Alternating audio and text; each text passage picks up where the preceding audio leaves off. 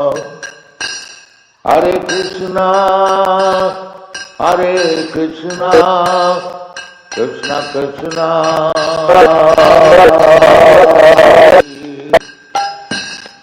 Hare Rama, Hare Rama, Rama Rama, Hare Hare, Hare Krishna, Hare Krishna, Krishna Krishna, Hare Hare, Hare Rama, Hare Rama, Rama Rama, Hare Hare, Hare Krishna, Hare Krishna, Krishna Krishna, Hare Hare,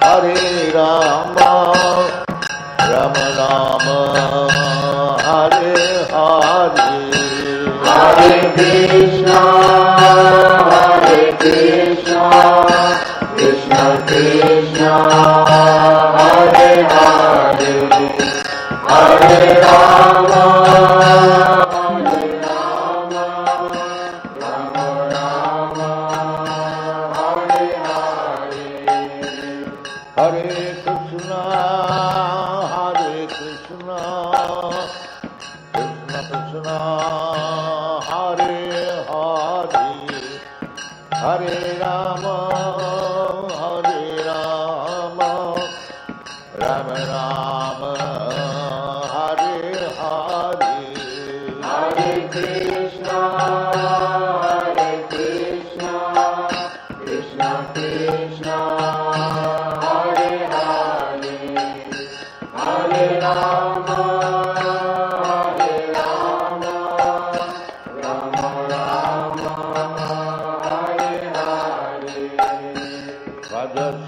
Vadasite Lava Girivardhari Gopi Janaval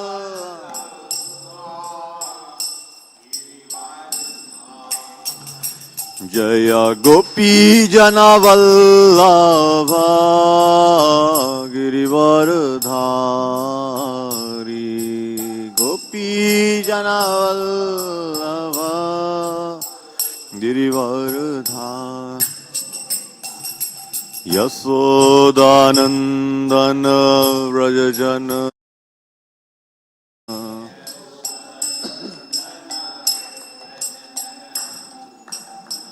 Yasodhanandana Vrajajana Ranjana Yasodhanandana Vrajajana Yamuna Tira Vanachari Yamuna Tira Jaya Radha Madhava Kunja Vihari Radha Madhava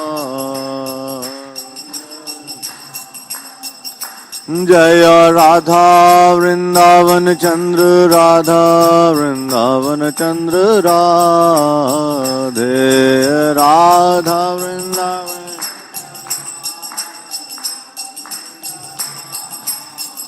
Jaya Nitai Gauranga Jaya Nitai Gauranga Nitai Gauranga Jaya Nitai Gauranga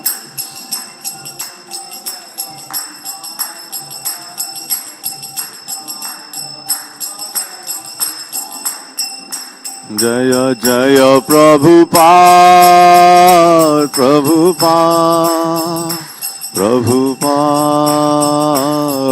Prabhupada Jaya Prabhupada Prabhupada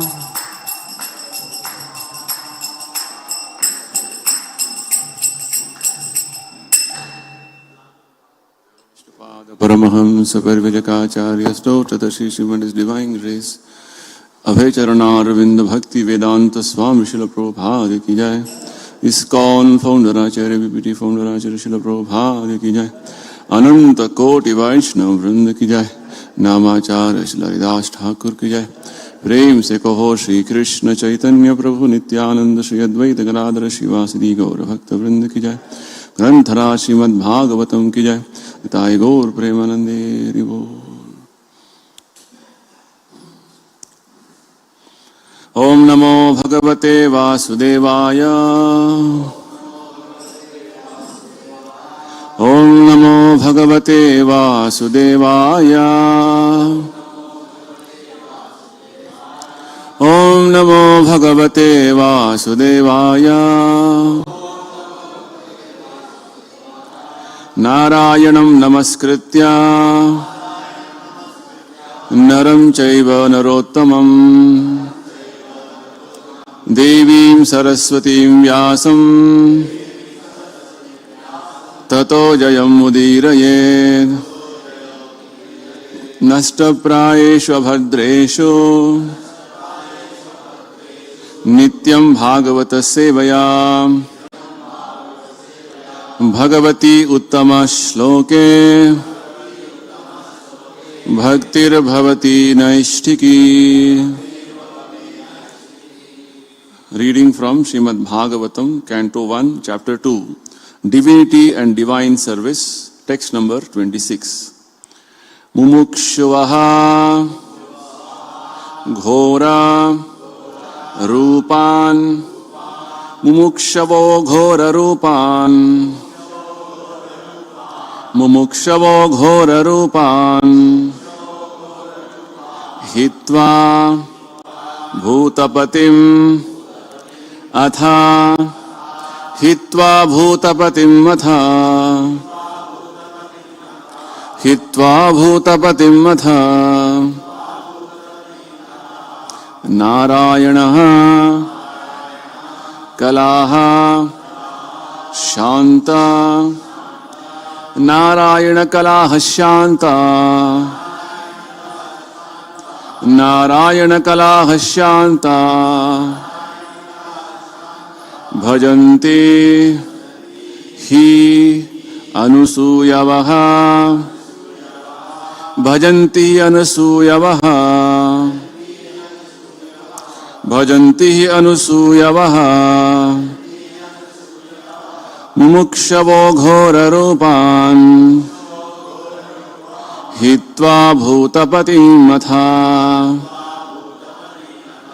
Narayan कला शान्ता भजन्ति अनुसूयवः मुमुक्षवो घोर रूपान् हित्वा भूतपतिमथा नारायण कला शान्ता भजन्ति अनुसूयवः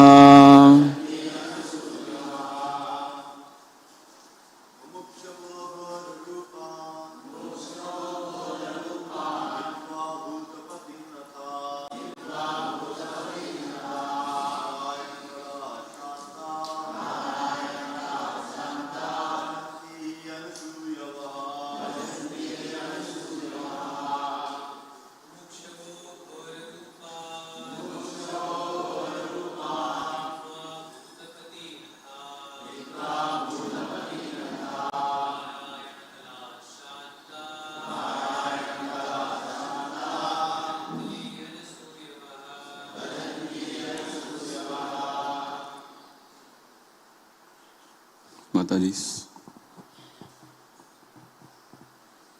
You can chant, Mataji. Huh?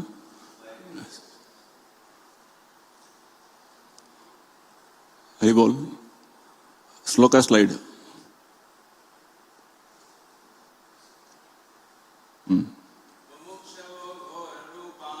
Mukshavo ghora rupam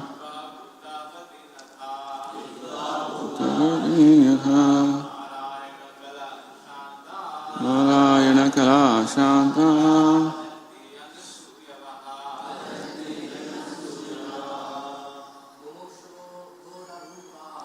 Mumukshavo ghorarupam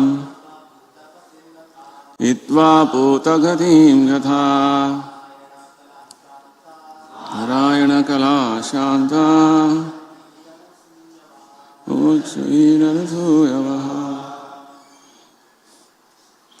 Mumukshavaha, persons desiring liberation. Ghora, horrible, ghastly. Rupan, forms like that. Hitva, rejecting. Bhutapatin, demigods.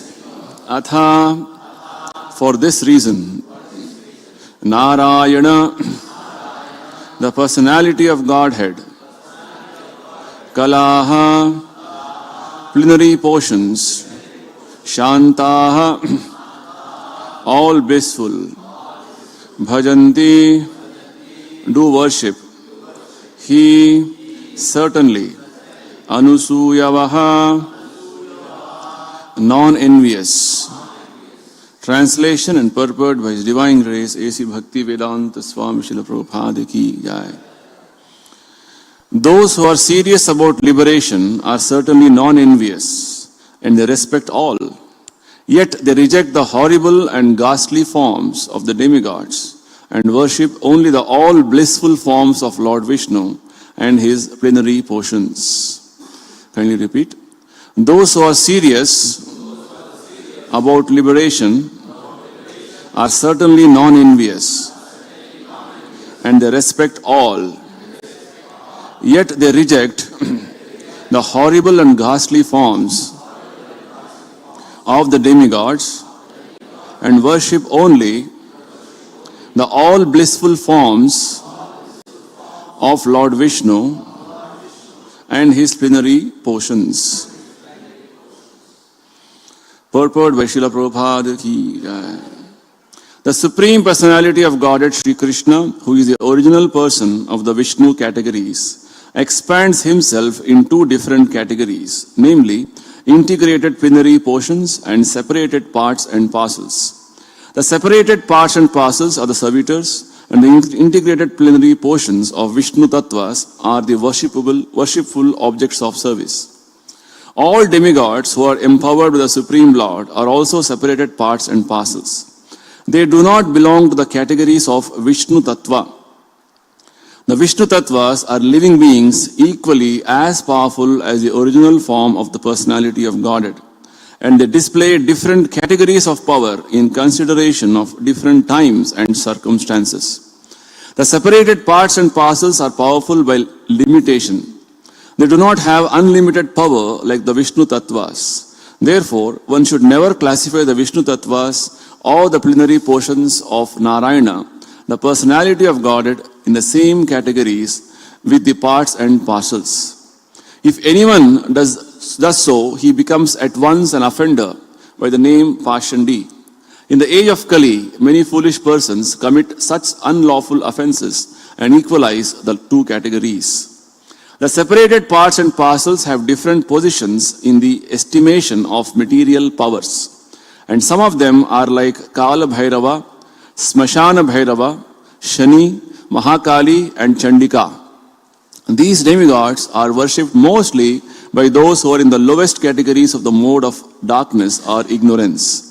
Other demigods like Brahma, Shiva, Surya, Ganesha and many other deities are worshipped by men in the mode of passion, urged on by the desire for material enjoyment. But those who are actually situated in the mode of goodness, Sattva Guna, of material nature, worship only Vishnu Tattvas.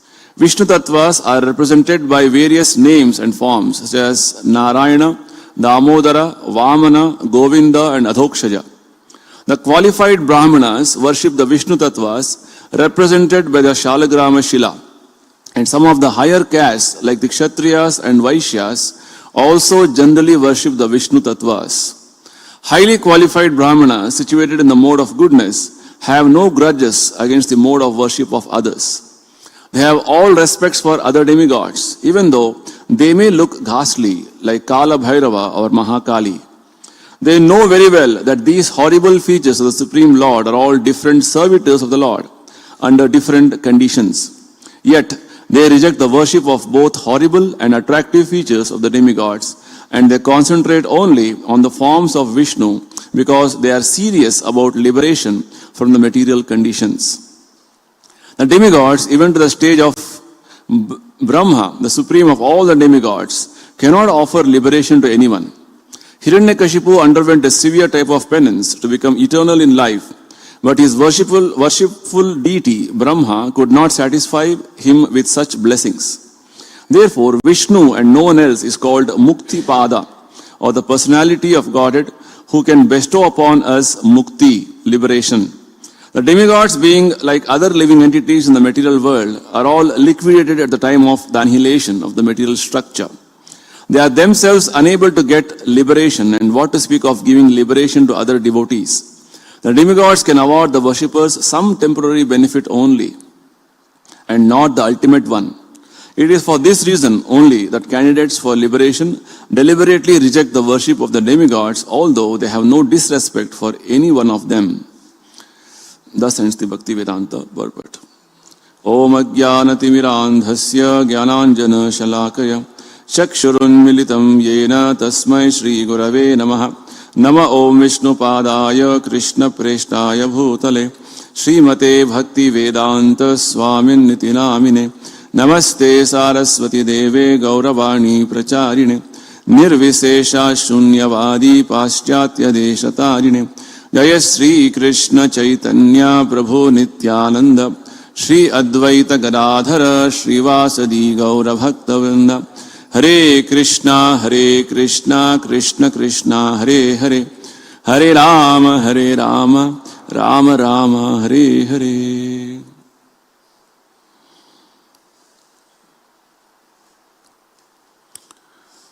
So this words are spoken by Sutta Goswami in response to the questions which the sages have asked in the beginning of this chapter, first chapter. This is the second chapter we are reading right now. Sages wanted to know what is the occupation of every human being which can give him the ultimate benefit that will satisfy his heart. It's a very relevant question. So for which Sutta Goswami answered in the beginning from the second chapter that pure devotional service to Lord Vasudeva is the only activity which can satisfy all the living entities completely. Yenatma suprasidati. Now the question may come up in most of our minds. Recently we had Navaratri. We worshipped 9 forms of Durga. And just few days ago we had Diwali. We worshipped Lord Ganesha, Lakshmi Ji, and so many other devatas. And yesterday we had Govardhana Puja. Even residents of Vrindavan Braj were worshipping Lord Indra. So what about them? What is wrong in worshipping those devatas or other personalities? Right? So the Bhagavatam is describing or explaining things in a factual manner. Facts. What are the facts? Vedyam vastavam tatra atra vastu shivadam. If we want real auspiciousness in our life, we have to know the things in truth, in fact. Otherwise, the problems of our life will continue. Bhagavatam is telling in the beginning of this canto. Tapotraya. Tapatraya means the miseries pertaining to body, mind, miseries from other living entities, miseries inflicted by the higher personalities like devatas, We had severe rains just a month ago. Now slowly the cold season is setting in. So all these various climatic conditions and different calamities which every now and then human beings are facing, these are called tapatraya. Tapatraya means very painful situation which you have to face it. So Bhagavatam from the very beginning has made a wonderful principle to us. If you don't know facts, you will be going on suffering. And not only knowing the fact, but you have to also adopt the fact practically in our life. Right? So this being the wonderful premise with regard to what the Bhagavatam is explaining things in a very, very factual manner. See, facts may be sometimes unpalatable for me, but facts are facts. Right? So Bhagavatam is actually showing us a mirror in front of us and telling, see, this is how you are. This is your life. Whether we accept, we reject is left to us. Sooner we accept the fact and truth and move forward in our life, it is good for us. That's what Bhagavatam says. Shreyaha. Shreya means for the ultimate good, accept the truth and fact and go on. Otherwise, you will be in illusion. Wrong understanding. Any time that bubble of illusion can burst. And it will open up more confusions in our consciousness, in our existence. So in this specific verse under discussion, Sutta Goswami is giving us two important points of understanding. First thing, he's telling what is liberation. Mumukshavaha. Then secondly, he's explaining what are all these various personalities whom different people in this world are worshipping. And who is the person who have to worship for liberation. Only 2 points of understanding Sutta Goswami is explaining. So let's first understand what is liberation. Here Sutta Goswami is using a very interesting phrase. Mukshavaha means mukti, one who is desiring mukti, liberation. Right? So we have different connotations about liberation.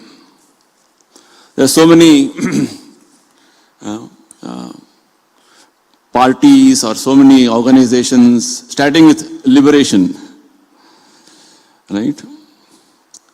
We wanted liberation from the foreign domination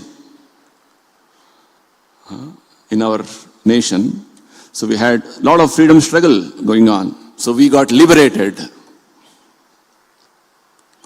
Or I am going through a serious ailment since say 10 years. I went to this doctor, I got liberated.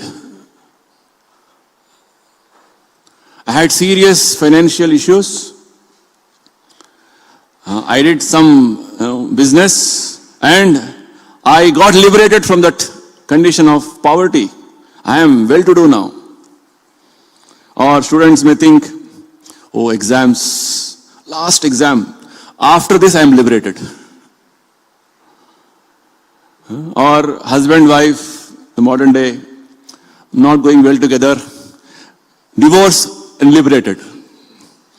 This is what we have connotation of liberation. Some problem is going on in our life and we have to settle it. If that problem is settled, then liberation, free. No problem after that. So this understanding of liberation of, say, temporary patch-up work of some problems which will again anyway come up is not the actual meaning of liberation. Right? So here Bhagavatam is very clearly explaining liberation means no more birth, death, old age, disease. No more getting one more material body. This is the understanding Krishna is giving in Bhagavad Gita. Don't think that just because right now I am not well placed, I don't have any means for enjoying comforts in my life. If I get better means, better facilities, then I will be happy, I am liberated. This is a very limited understanding of the word liberation. And Prabhupada even goes on to explain to us in one context how the modern day educators or the philosophers, politicians, great thinkers don't even understand what actual liberation in life is. Prahlad Maharaj in Bhagavata, he says, Nate vidu swartha gatim hi vishnum durashayaye bahirarthamanina. The foolish humans in the present day situation, they don't know what is my real self-interest. And they are entangled, hope against hope, with so many plans, arrangements, durashaya, and they are caught up in that vicious cycle of so many complicated activities that they are not able to come out of it. So like this, we get many wonderful explanations in the Bhagavata about our present situation, how we are completely enmeshed in complicated laws of nature. We have got entangled. And we are complicating our situation more and more by not understanding facts. Just like, I'll give a simple example. You have some health issue. You went to one doctor. Somehow that issue was not resolved to your satisfaction. Some symptoms are still continuing. So you go to one more doctor, hoping that he will solve my problem. Because the new doctor will definitely not, will not go through the treatment which other doctor has gone, because you have with confidence gone to the new doctor. He will try to give a new treatment to you. That may further complicate your situation. And like this, you go on changing doctors, medicine. What happens? Situation becomes worsened. So like this, our material situation of our existence is worsened, is complicated so much that we are entangled here completely. So Bhagavatam clearly explains, mukti means no more taking birth here, no more getting into the cycle of birth, death, old age, disease. That is mukti. Very wonderful definition is given in the in one of the verses of Bhagavata. Muktir hitva anyatha rupam swarupena vyavastitihi. Shukadeva Goswami further later on he says this. What is actually mukti? Mukti means, liberation means, muktir hitva anyatha rupam. I am not supposed to get one more rupa, means one more body. We should come back to our swarupa. Swarupa means original situation, our constitutional situation of soul being nice, wonderful devotee of Krishna. Swarupena vyavastitihi. Very nice understanding.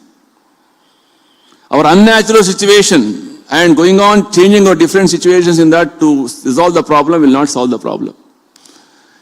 Come back to our original situation of being spirit souls, original quality of Swarupa of serving Krishna. Muktir hitva anyatha rupam swarupena vyavastitihi. As Chaitanya Mahaprabhu says, Jivera Swarupa Nitya Krishna Das. That is our actual Swarupa. Swarupa means actual situation, real situation. That we have forgotten, or that we have totally not remembered, and now going on with so many other role plays or different parts we are playing in the material world. No, I am this, I am that. I belong to this country, I belong to this community, I belong to this family. Yes, that is all situational, circumstantial. But actual situation is what? You are spirit soul, part and parcel of Krishna. So coming back to our original situation and situate in that position of service to Krishna is mukti. There's one more nice phrase which our acharyas, Rupa Goswami, explain. He says, Jivan Mukti. Liberation in this life only. While living, you are liberated. Iha yasya harer dasye karmana manasa gira nikhilasi api avasthasu jivan muktasa uchyate. He says, your original situation is to remain as nice devotee of Krishna. If you can practice in this life, iha yasya, in this world, in this material life, harer dasye, as a nice servant of Hari, Krishna, karmana manasa vacha, he says. With our activities, karmana, with our mind and with our words, if we can engage ourselves only in service of Krishna, even though you are situated in this material world, in different various, circumstances or different bodies, whatever it is, you are liberated. And it's a matter of time. Once you give up this body, you are going back to spiritual world. Krishna assures us this. What does he say in Bhagavad Gita? Janma karma chame divyam evam yo veti tatvataha. If your whole time is engaged in serving Krishna in terms of hearing about him, chanting about his glories, working for him, engaging all your senses, activities for his pleasure, then Krishna says, this is the last birth for you. Then after this, you will come back to me, Krishna says, assurance. So whole Bhagavad Gita is to make us liberated. This is what he says, last statement in Bhagavad Gita. Sarva dharman parityajya mamekam sharanam vraja aham tvam sarva papebhyo mokshayishyami. Same word, moksha. If you want moksha, what you should do? Give up all your so-called engagements. Oh, I have to do this, I have to do that. And only I can be happy, satisfied. No. All those things will again entangle you, further complicate your lives. Give up everything and just surrender to me, Krishna says. Sarva dharman parityajya. So repeatedly, this aspect of this principle of liberation is explained in the scriptures, especially Bhagavad Gita and Bhagavatam, to make us understand again and again what I should do, what I should not do. So this is the first point which Sutta Goswami is explaining. Secondly, we were discussing how okay, if mukti is what is the purpose of my life, coming back to my original situation, then how can I achieve it? Can I, worship so many devatas or so many other personalities in this world and get mukti? So here Bhagavatam is telling, Sutta Goswami is telling, Narayana Kala Shanta Bhajanti.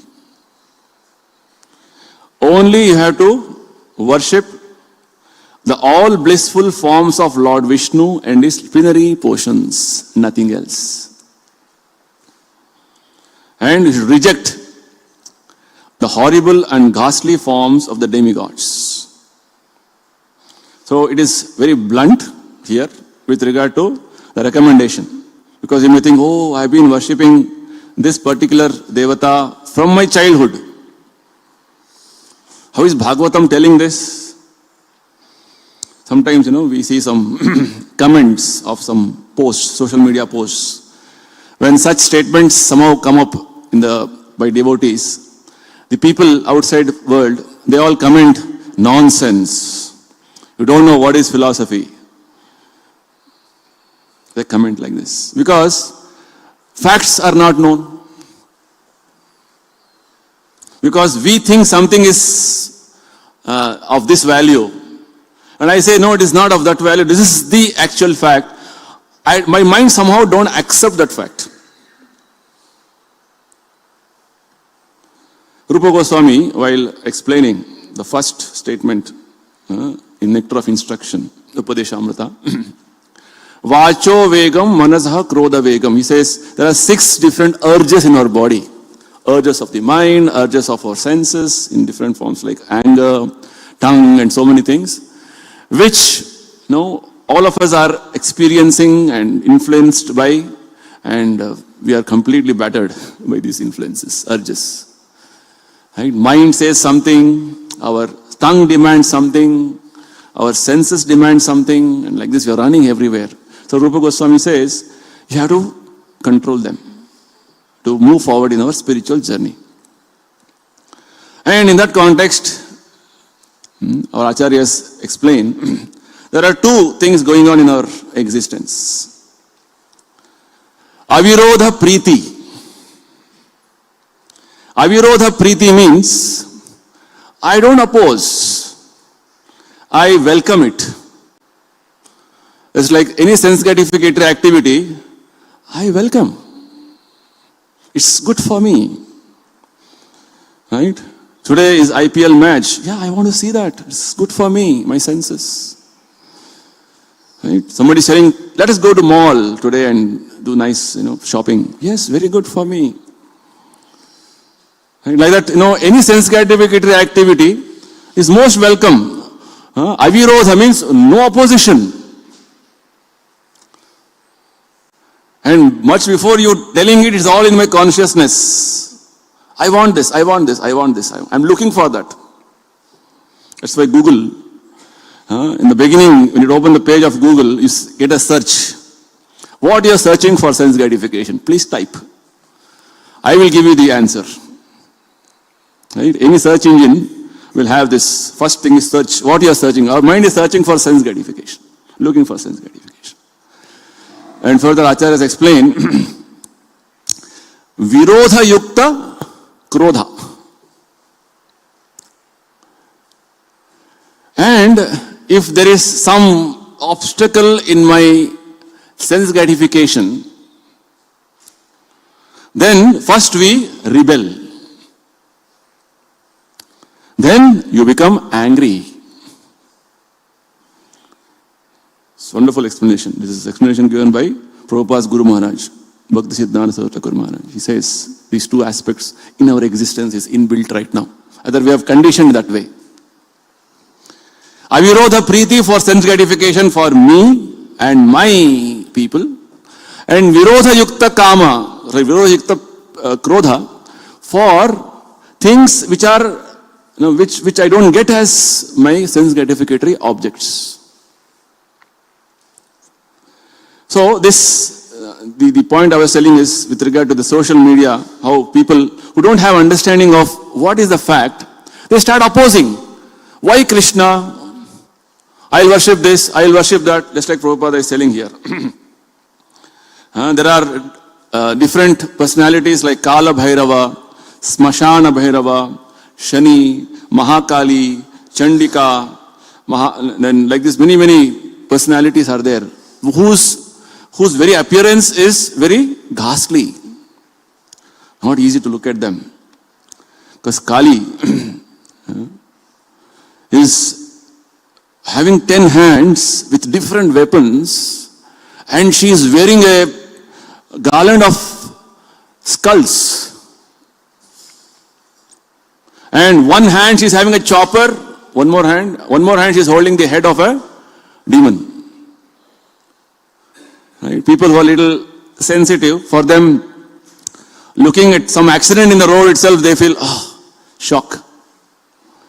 And this form of Kali, with all different weapons and, skulls, as garlands, and she is ready to kill anybody.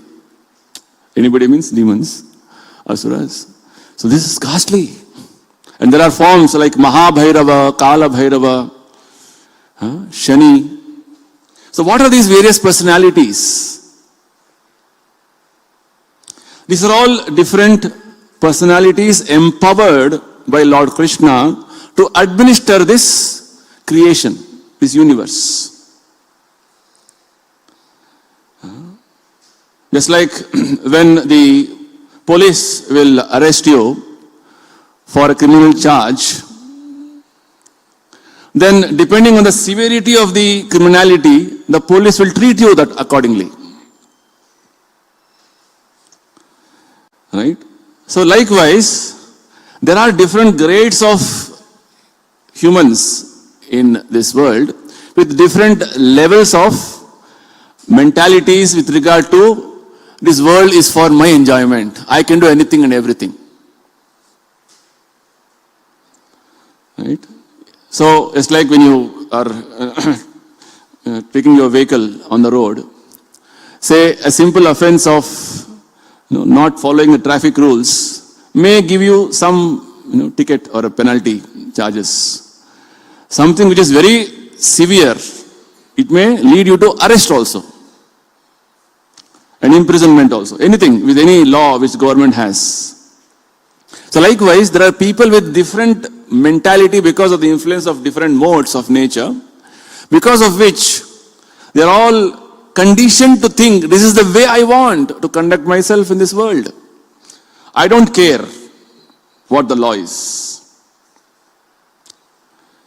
Right?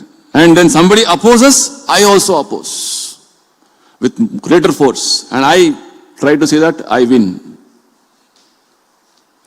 This is how the world is functioning with regard to the living entities in this material world. So Krishna also has different grades or different varieties of his assistants in different shapes and forms to punish these living entities or bring them to the proper track and bring them to the point of proper liberation and take them back to spiritual world. That is the whole purpose. That is the whole, what is the purpose of this creation? The purpose of the creation is Lord Krishna giving us an opportunity to rectify the mentality that I can go on in the material world continuing with my repetition of birth and death and life will go on. No. Krishna is giving us an opportunity, a chance to come to the point that this life of repeated birth and death is of no relevance. We have to go back to spiritual world. For that we have to prepare ourselves. This is what Krishna's whole purpose is. So, is a person a criminal who is so much, is a problem for everybody, then the government also will take strict action, severe action. Right? Maybe he's imprisoned forever in his life, that life. Because when he comes out, he will only trouble others. So like that, the whole creation, Krishna has created so many wonderful personalities with different features for different people of under the different modes of nature to rectify them, correct them. Right? So that's what Prabhupada is trying to tell us here.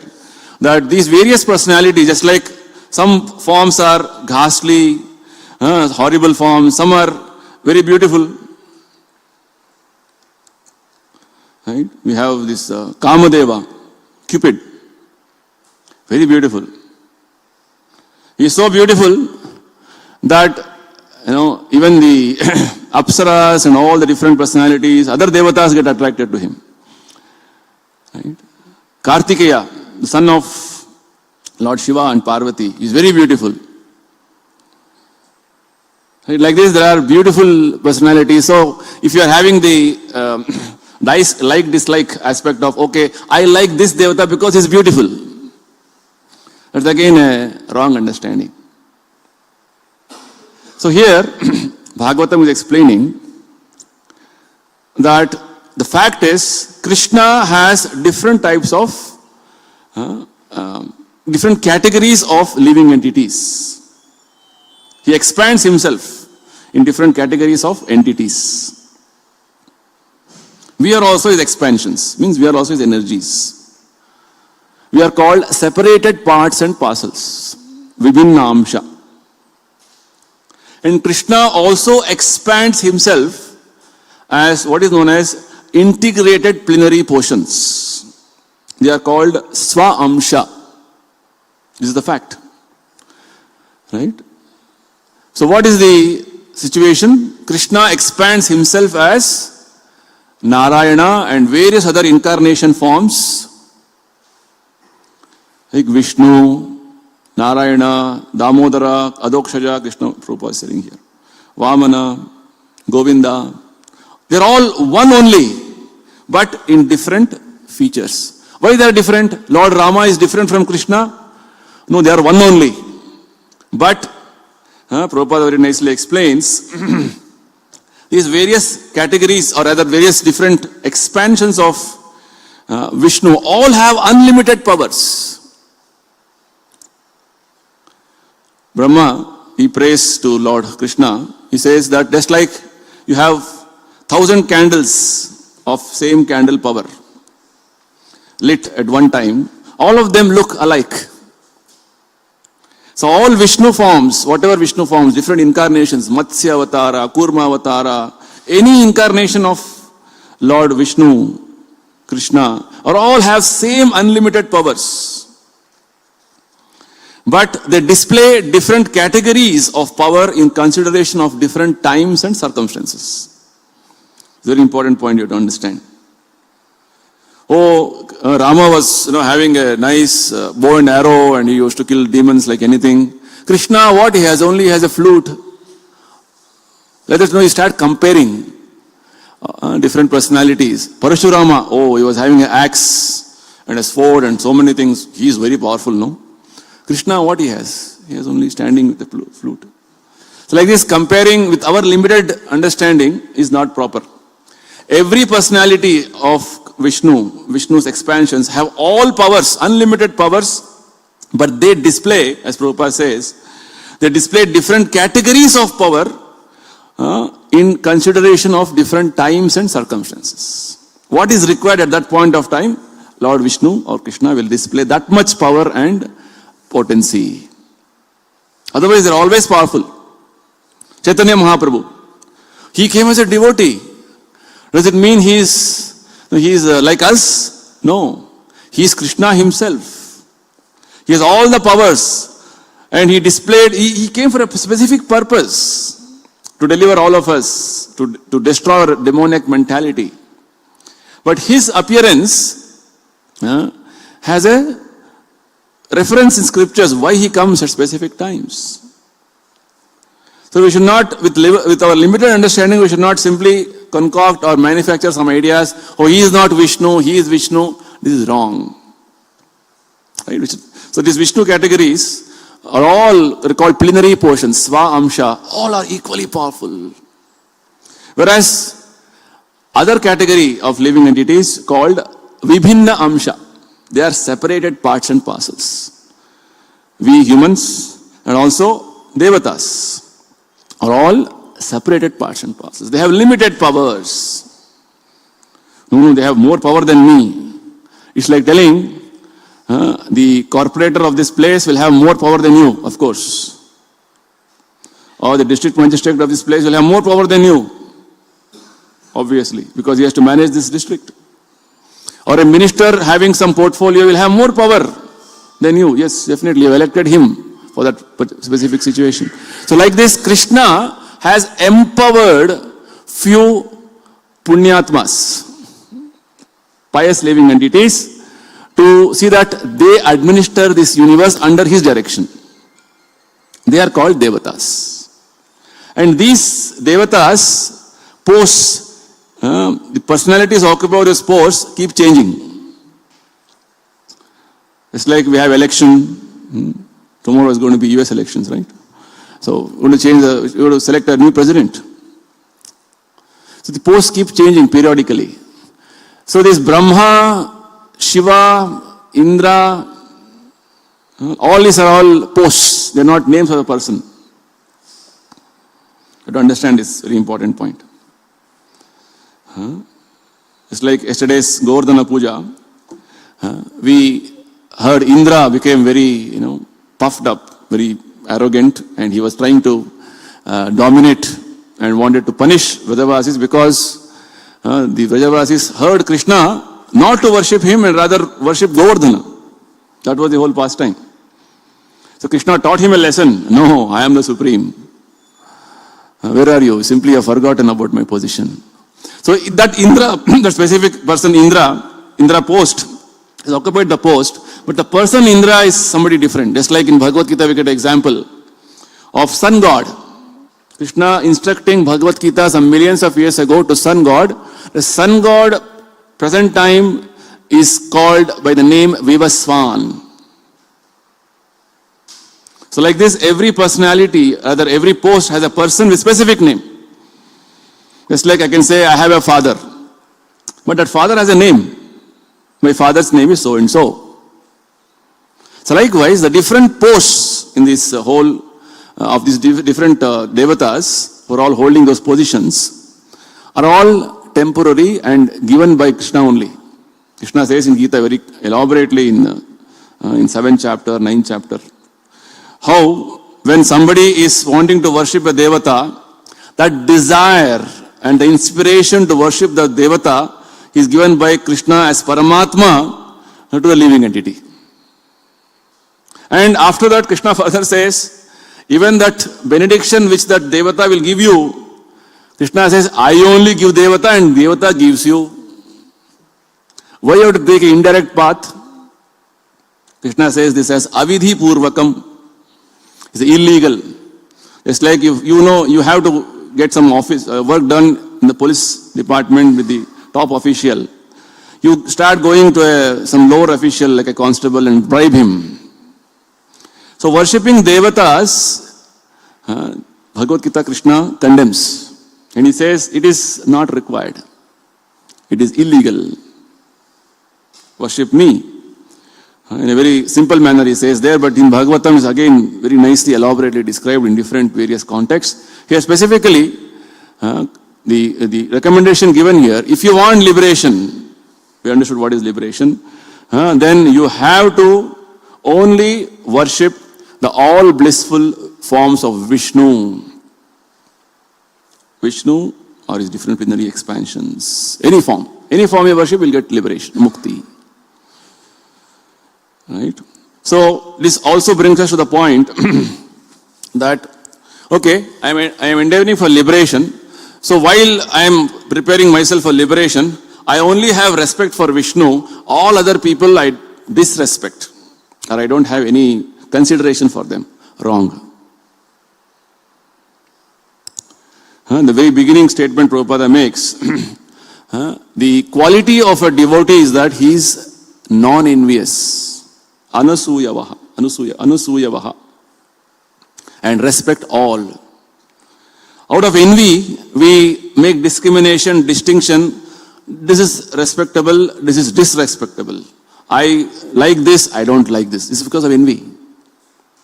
Dvesha bhavana. Right? So when you come to the proper situation of devotional understanding, nirmatsaranam satam. Paramo nirmatsaranam. Bhagavatam beginning it says. Nirmatsarata means you are not envious. Matsarata. Matsarata, Prabhupada explains, para sukha asahanam. Means you are not tolerant of others' good or others' welfare. You want to always compare and compete and want to always show off that I am better than you. So with devatas are appointed personalities by Krishna himself in this whole structure of or whole scheme of things. So we need to have due respect for them. Rupa Goswami in his literature, Bhakti Rasamrita Sindhu, Nectar of Devotion, he clearly says, one of the aspects of our devotional principles, having due respect for a personality for his specific role being played in this whole universal affairs. Prabhupada gives a nice example. Just like a government officer, every day we are seeing in the evening, a lot of officials or top positioned people are coming in the government. So we give them respect. It's not that we are giving respect to the person, we are giving respect to that position of the government. Right? Of course, respecting every living entity is part of a Vaishnava understanding. Respect given an ant.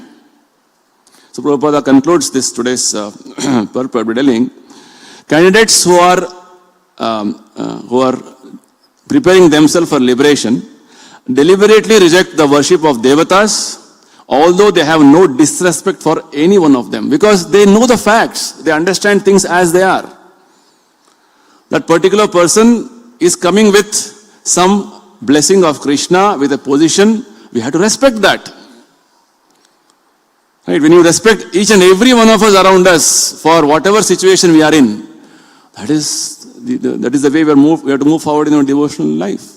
Not that I always start comparing or competing and want to make a lot of discriminations with the way of with my way of working is not proper. Okay. So two things we understood today. One is, what is liberation? Liberation means being reinstated in my original situation of being eternally nice devotee of Krishna, and for which we have to stop taking this repetition of birth and death. And secondly, we also understood who will give liberation to us. Different personalities whom people are all worshipping different ways, or only Narayana, Krishna. And Prabhupada quotes one nice statement from Lord Shiva. He's telling to Parvati. In Bhagavad Gita he quotes, Mukti pradatam sarvesham Vishnur evana samshayaha. Is Lord Shiva telling to Parvati. Mukti pradatam sarvesham. If you want mukti, liberation, only Vishnu can give you. This is what I am telling you with full confidence. No doubt about it, Lord Shiva says. Okay, so I will conclude here. Anybody has anything to ask, discuss? Yes. Yeah. Prabhu, if somebody is asking a way from us, on the way we guide them rightly, go there, we don't misguide them. Like suppose he feels he should go through left, and we make his faith strong that yes, you should go left only. So in that sense, it is called misguiding, what I feel. So but where somebody, there we understood somebody is going to a demigod, he is a misguided person. And Krishna is further making that faith strong. It appears that Krishna is, one sense, I'm sure it will not be there, but to seemingly what is appearing, that Krishna is further misguiding that person. So how to understand, Prabhu, that instead of taking him, making him away from demigod and bringing to the right path, Krishna is saying, okay, for some more long time, you be with the demigod worship only, Prabhu. How to understand this fact, Prabhu? So your question, if I again rephrase it, you're telling, Krishna in one sense telling that we should not worship devatas. He's not recommending that. Other side, he is allowing it also. Right? So why is he doing that? If Krishna knows, is that what your question is? Not only allowing, he is further strengthening the faith. Okay. Very important. Very nice question. So for this, very nicely Krishna explains in Bhagavad Gita. See, Krishna respects our free will. He is the only person who respects our free will to the highest degree. He doesn't interfere with our free will. Free will means you desire something, and you strongly desire, you are so stubborn about that particular aspect of activity, Krishna will respect that and facilitate that. That's what Krishna does. That's what Krishna says, this is my love to you. Prabhupada gives the example. A child is, making a lot of noise and is crying, banging things. I want that gun, toy gun maybe. Mother, father are trying to explain, no, reason with them. No, I want. So then what mother, father does? Okay, take. So Krishna, he's trying to instruct us through these various, scriptures of wisdom, and also help to give us guidance every now and then with meeting sadhus and saintly persons, and also within heart. See, just like Prabhupada gives example, a thief. He has been doing this stealing work regularly, but every time he steals, one thought comes, maybe you're doing wrong. This thought who is giving? Paramatma, super soul. Krishna is telling, is wrong, no, don't do this. But even then, I overpower that thought. That's why I told you what the Bhaktisiddhanta Thakur Maharaj says. Avirodha Priti. Because I've been conditioned to one type of comfort and one type of a thought process and working. I want that, even though I know it is wrong. So Krishna will facilitate that. That's why he's sitting as Paramatma, Upadishta Anumanta. He sanctions everything whatever you want and is overseeing whatever you... Because unless we voluntarily come out of this ignorance, Krishna will go on with your life like this. Because he expects that we voluntarily come out. If there is force, there is no question of love. That's the point. That is the explanation Prabhupada gives in Bhagavad Gita. Yes, it is wrong. I tell you, this is wrong, this is wrong, this is wrong. Just like Prabhupada gives example in Bhagavad Gita also. After instructing the whole Bhagavad Gita, Krishna is asking Arjuna, whatever you wish you do. He is not telling, do like this only. Yatechasi tatha kuru. What you wish, because Krishna wants us as responsible entities, humans, we deliberate on what is correct, what is wrong. And after that, we take a proper decision. Right? We are responsible for our decisions. Krishna wants to tell us, because he is respecting our free will. If there is force, there is no love. Oh, out of force, he told me, so I'm doing it. Because he forced me, otherwise if I don't do, then I'll be punished. That is not the thing. You are responsible for every action you do. This is what Krishna explains in Bhagavad Gita. So he respects our free will so much. So we have to also understand, Krishna respects our free will so much, how much I have to align myself with his free will. His free will or my very existence is from Krishna. Explaining this verse in Bhagavad Gita, Prabhupada explaining this verse, Mame Vamsho Jiva Loke Jiva Bhuta Sanatana. He says, we are all eternally part and parcel of Krishna. It's like this part and parcels of my body. They're supposed to serve my body. If the hands start revolting from tomorrow onwards, I will not serve you. Then you can't even take bath morning. You can't even wear your clothes. What you will do? You can't even eat. How will you do? Like this, our position is like that. We have misused the freedom Krishna has given us and trying to revolt against him.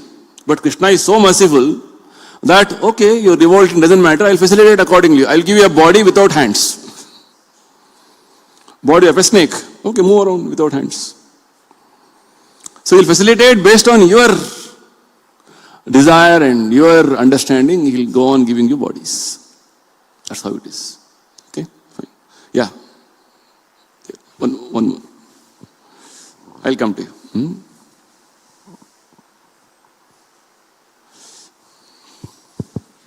Hare Krishna, Prabhu. Yes, please tell. Like one person asked me this question, like we are talking about demigods. So there are many Vishnu Tattvas also. So Vishnu Tattvas, Narasimhadev, and other Kurma Avatar. So one person asked me this question that like Krishna, you tell that in Krishna's planet can't be destroyed, like Golok Vrindavan. Okay, it is permanent. So similarly, other planet, Vaikuntha planets, or Ayodhya Dham, or Saga Shiva, they also can't be destroyed. So yes. they are permanent. Yes. So then why you say that we should worship Krishna only? Okay. So your question is, if I rephrase it, Krishna's Goloka Vrindavana and so many other expansions of Vishnu, Krishna, different Vaikunthas, they're all non-destructible. They are eternal. So the question is, why only Krishna? Why not other forms of Vishnu? It's the question, right? Fine. Very good. So basically, you can worship any forms. Basically, the very fact that there are different Vaikunthas existing, unlimited Vaikunthas, is why? Because every devotee has a specific way to worship Krishna. Hanuman will only worship Lord Rama. Because, again, free will. His desire. There's a nice pastime in Chaitanya Mahaprabhu's life. There was one associate by name Murari Gupta in Chaitanya Leela. He was an ardent worshipper of Lord Rama. Chaitanya Mahaprabhu tried to influence him to, worship Krishna. But he was, Rama, Lord Rama. Fine. So this only shows how Krishna respects your free will. No problem. You can go to any Vaikuntha. But scriptures also say there are gradations of superiority with regard to the Vaikuntha planets also. The topmost planet, what scriptures say, Acharya says, Goloka Vrindavana. And Krishna is telling us, come there. Always our tendency is what? I want the best. Right? I want the topmost. Even while serving prasadam, if that rasagulla is broken, no, I want the good one. Why? The best. Even though after you eat in the mouth, it all breaks. But I want the best. This is our mentality. So for you, fine, you have come to one more level of understanding wherein Krishna worship or Krishna's any forms is highest. But in that also there are gradations. That's how it is. But Krishna is always recommending Mamekam, Mameva, Manmanabhava. He is recommending only Krishna. Because Gita is like telling for kindergarten children, small kids now. You start telling, I have, you can do this or this, they get confused. So in Gita it is very simple. Very simple. Only me, nothing else. Whereas when you graduate yourself, understand, and Krishna also has many forms. Just like Prabhupada says, we are not worshipping Krishna, Goloka Vrindavan, we are worshipping Lakshmi Narayana in our temples. Why? Because we are not to that level of devotion, we have not developed. That's the understanding. Okay? Fine. Yeah, 1 second. One more question there. I'll come to you.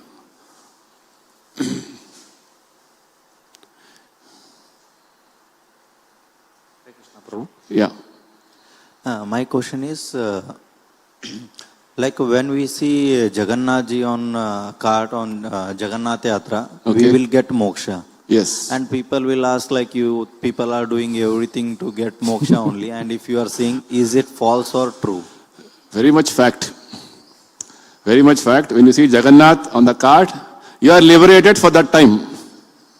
But you continue that situation of liberation. It's like when you chant once Hare Krishna, you are liberated. But problem is, we'll again do so many sinful activities that situation of liberation is again distorted. The iron is hot, very hot, red hot, but you put it in the freezer again. What happens? So Krishna says in Bhagavad Gita that you should become sthita prajna, steady in your consciousness of devotion to Him. Right now our consciousness is oscillating like pendulum. Sometimes moksha, sometimes naraka. Like this, hell and heaven we are going on. So, because our consciousness is right now conditioned that way to, I like this, I like that, so I am jumping. Sometimes Krishna consciousness is very nice for me. Sometimes, watching some, social media posts, reels is very good for me. See, our consciousness is oscillating right now. It is not stable. So Krishna wants us to come to that situation of stableness. Even when I say liberation, Acharyas give us explanation that there are different, gradations. Nectar of instruction is all explained very nicely. How? First of all, making it steady to one level, then making it more firm, just like it is said, dharana. Right? You have to first of all keep Krishna in the heart and ward off all the other, disturbances from your mind. Then dharana, dhyana and samadhi. These are all different aspects, levels of coming to liberation, samadhi, then mukti. So it's like telling that you are cooking a food ingredient. Slowly it is cooked, and finally it becomes a finished product. If you simply in between you take out and say, I have already cooked for 2 minutes, over. It will be kacha. It will not be fully cooked. So we have to, yes, all these opportunities of attending Rath Yatra or seeing Krishna in different ways. Somebody gives you prasada from Vrindavan or some other place. Yes, that moment it will give you mukti, but you have to maintain that situation of mukti, consciousness. Mukti means your consciousness. If you don't maintain, then it is your problem. Right? Okay, fine. Yeah, one more question here. Yes.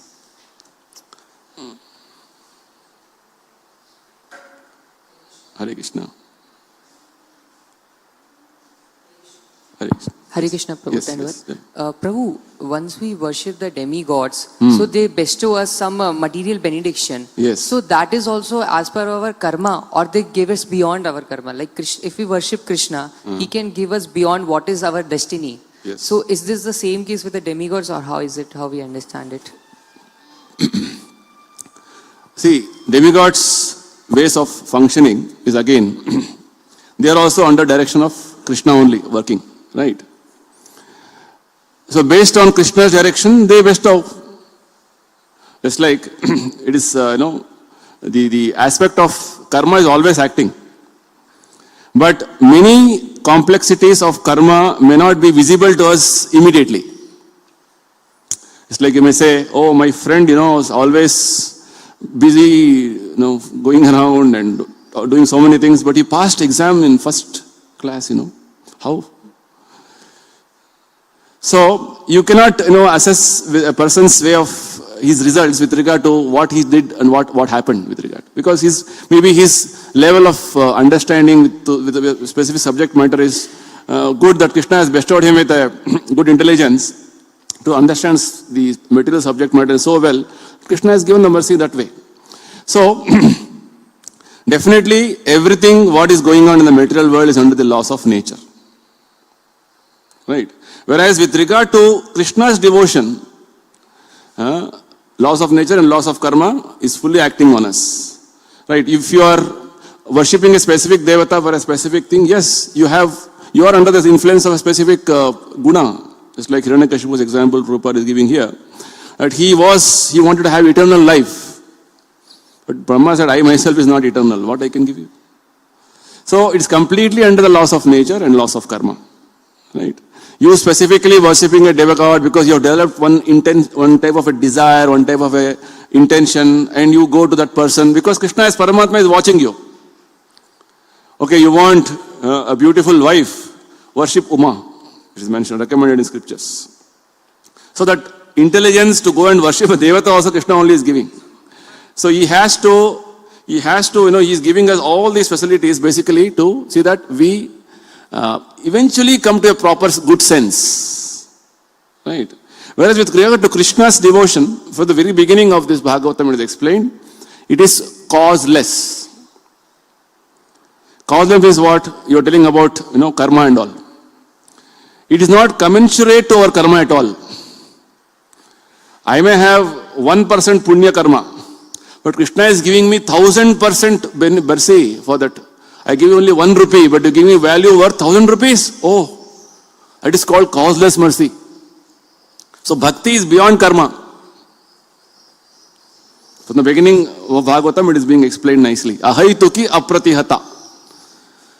Because that is what Krishna wants. He is eagerly waiting when you will turn your face towards him. But the problem with us is, no, this devata is good for me. He will give me 2%. He's not even knowing. Prabhupada says, very nice example he gives. You go to God and ask for a handful of ash. Is it intelligence? No, it is foolishness. Like Dhruva Maharaj was praying to, Lord, he's telling, Krishna, I have got a most valuable weapon, more valuable, ratna, diamond. I was looking for broken pieces of glass. Right? Which means our level of understanding is just to look for broken pieces of glass. We look for that. That is all under laws of karma. But when Krishna is there, he can bestow anything and everything for you. Just that we have to desire, or rather our free will has to come to that level of maturity.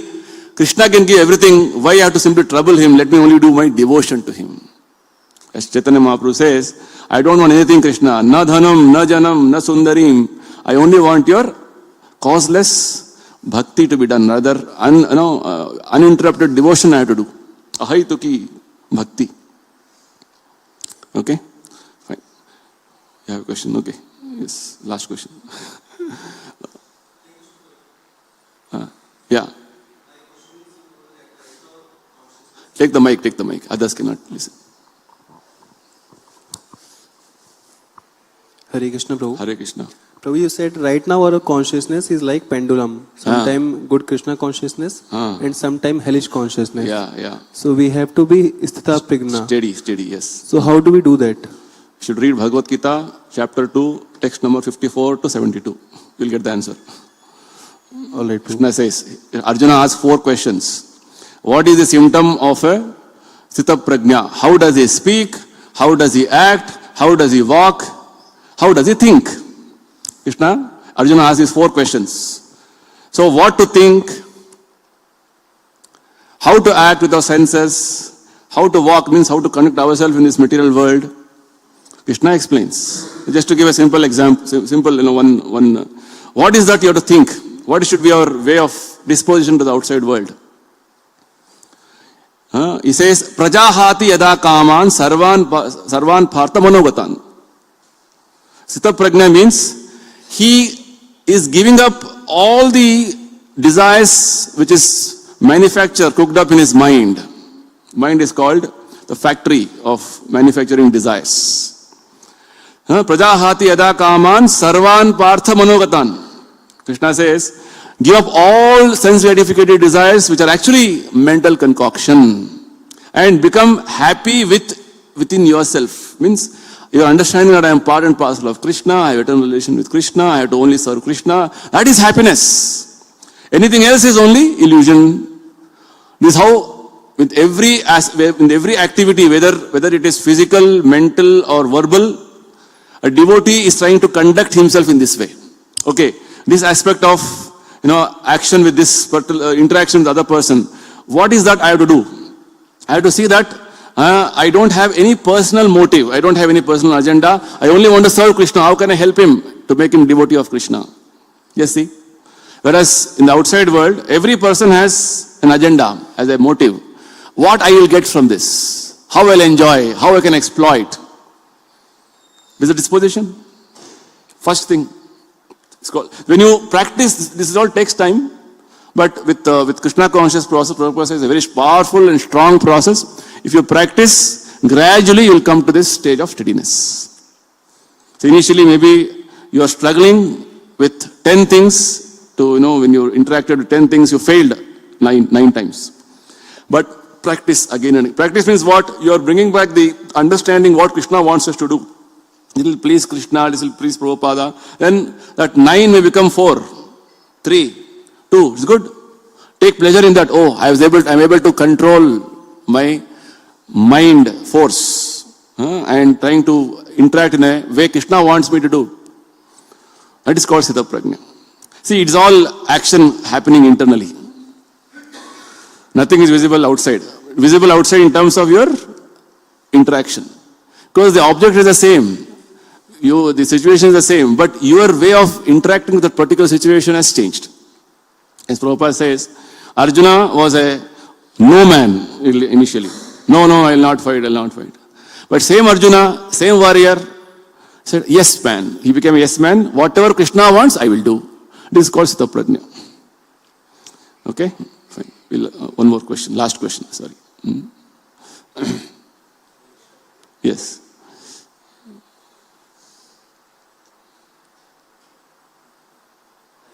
Yes. Golok Vrindavan is more supreme than all the spiritual planetary system and also supreme than the Ayodhya. Yes. So, Ayodhya Dham. Okay. So then what about the Lord Hanuman who worshipped Lord Ram?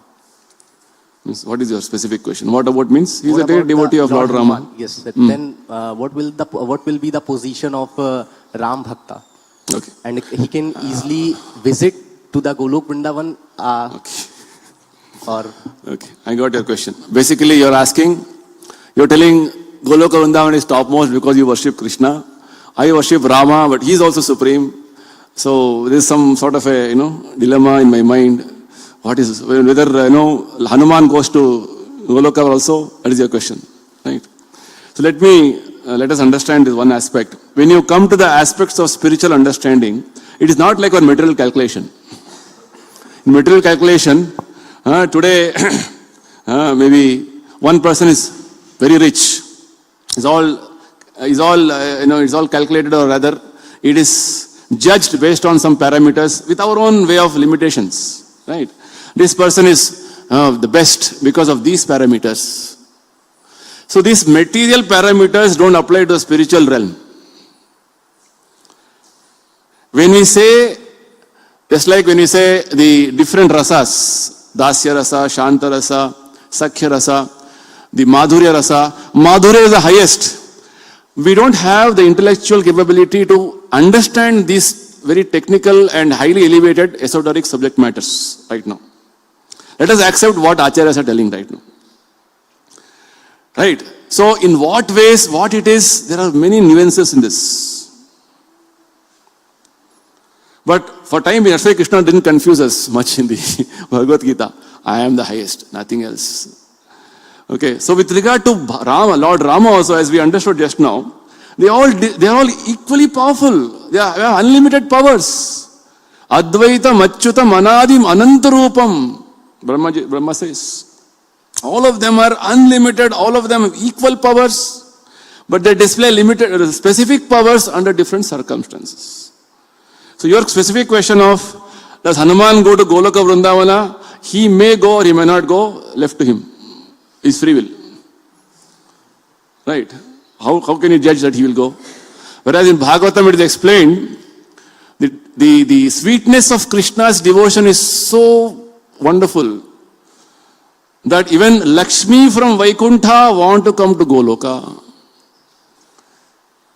Which means a chaste wife, Lakshmi, wife of Narayana, she's becoming unchaste.